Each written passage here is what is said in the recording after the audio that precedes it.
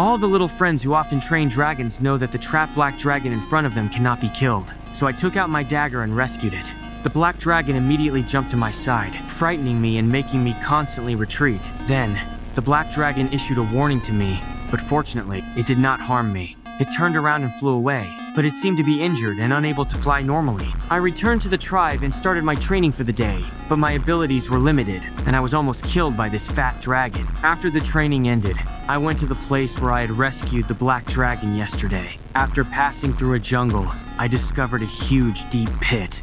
At this moment, I suddenly noticed that the black dragon was constantly trying to escape from the deep pit, but it was useless.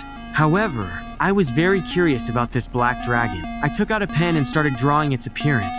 When I drew its tail, I was shocked to find that the black dragon was actually missing its left tail fin. This was the reason why it could not fly normally. So I returned to the tribe and checked the encyclopedia about black dragons. At this point, I was horrified to discover that this black dragon was called Night Fury, and its combat power was very terrifying. In order to completely tame it, I started to make a brand new tail fin for Night Fury. The next day, I brought the completed tail fin to Night Fury, and I also brought it a lot of fish. While Night Fury was eating the fish, I went behind it and put on the tail fin. It seemed that Night Fury also felt my sincerity. It immediately spread its wings and flew up, while I could only tightly hug its tail. However, because the tail fin was not open, Night Fury could not control the direction. When we were about to hit a rock, I immediately opened the tail fin, and we narrowly avoided it. But the tail fin made last night was not perfect, and we soon fell down. However, I knew that as long as I completely tamed Night Fury, there would definitely be a day when I could fly with it. After returning home, I made a dragon saddle for myself and added a traction rope to the tail fin,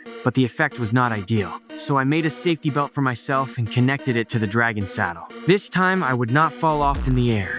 Because of my contact with Night Fury these past few days, I slowly discovered the weakness of all dragons.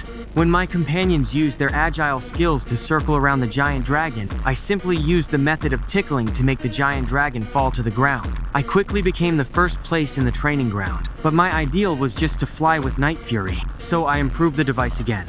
I tied Night Fury to a giant rock and then tested each device against the wind to ensure there was no danger. After confirming it was safe, Night Fury and I performed a high difficulty flight.